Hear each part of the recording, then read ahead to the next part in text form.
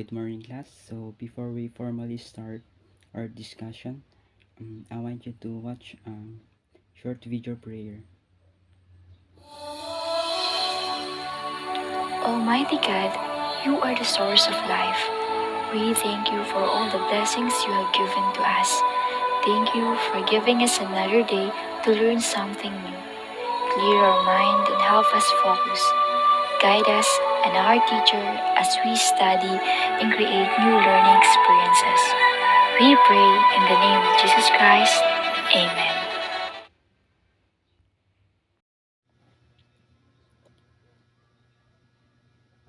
So, before we formally start our discussion class, so here are the exercise that we are going to execute.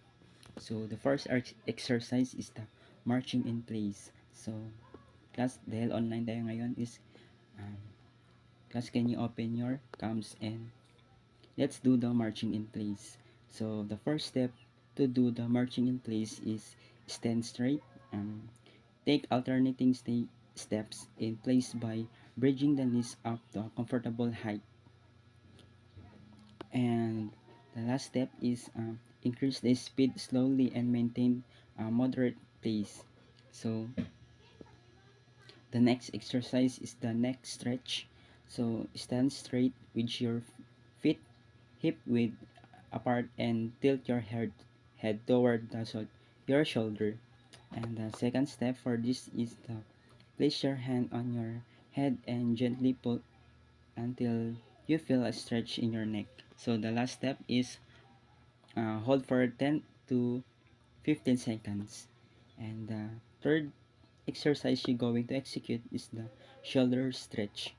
So uh, the first step for doing this is bring one arm across your upper body and hold it straight. And the second step is grasp the elbow with the other arm and gently pull toward your chest. So the last steps for this is hold for 10 to 20 seconds and repeat on the other side. So next exercise you're going to execute is the high knees.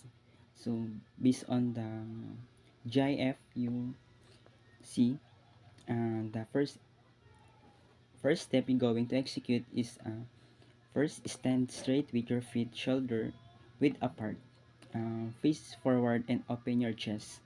The second is bring your knees up the waist level and then slowly land the ball of your feet. And the last step is repeat until the set is complete.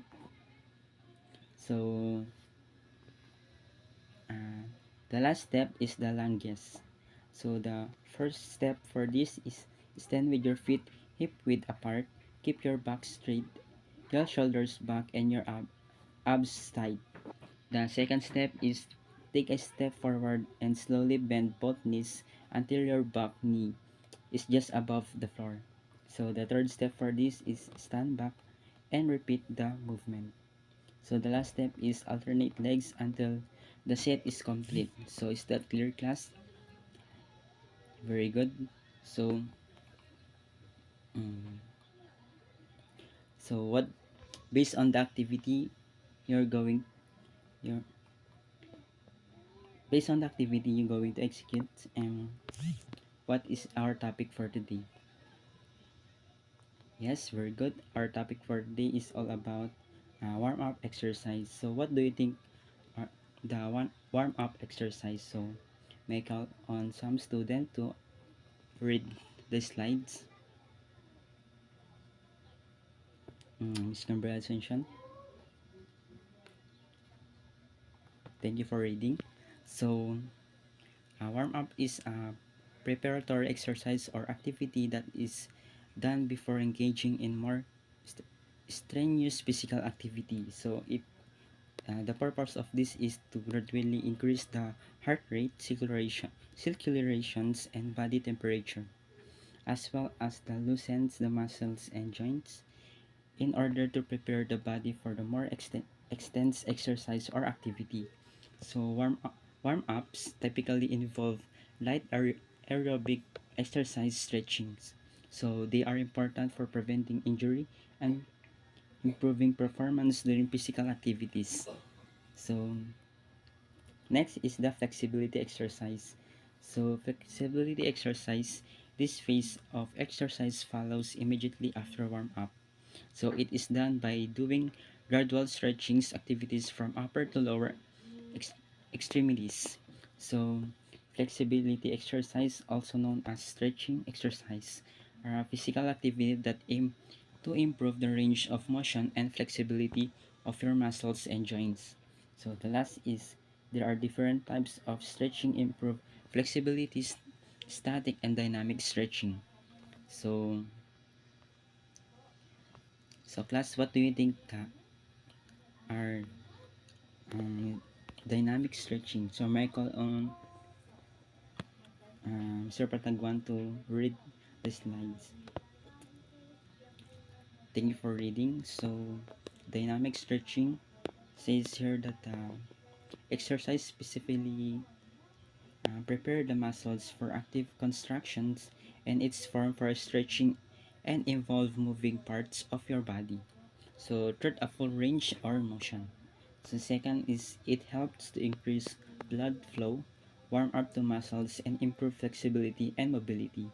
So the last is some example of dynamic stretching exercise include leg swing, arm circles, walking lunge, and high knees, and torso twist. So based na ginawa nyo kanina, yung in-execute nyo yung lunges, yun is example of a dynamic exercise. So for your question, for the questions class, uh, what is the primary difference between static and dynamic stretchings? Yes, very good. So the second question is, which type of stretching is more suitable as a part of a warm-up routine before engaging a physical activity? Yes, very good. So for your activity, so for your activity, I will group you into 4 groups and create and perform 5 exercises with a 16 counts and with components of a basic exercise program, warm up, and flexibility. And this exercise will papakita dito yung mga static and dynamic stretch. So, choose the exercise carefully to avoid injuries. So, for the rubrics of your performance, uh, one is perform stretching correctly, display accurate movements, and show positive attitude towards participating in activity. So, eh, itong activity nyo class is dahil online tayo, gagawa tayo ng video and ipapasa niya ito mamayang 12 o'clock of the evening. And for your another activity, put a check if a muscle construction is statistics or dynamic. And then, itong activity na to is papasa natin sa GC. So, for your assignment, please conduct advanced reading on your next topic for your upcoming meeting. So, which covers the 2 components of major exercises, strength and endurance exercise.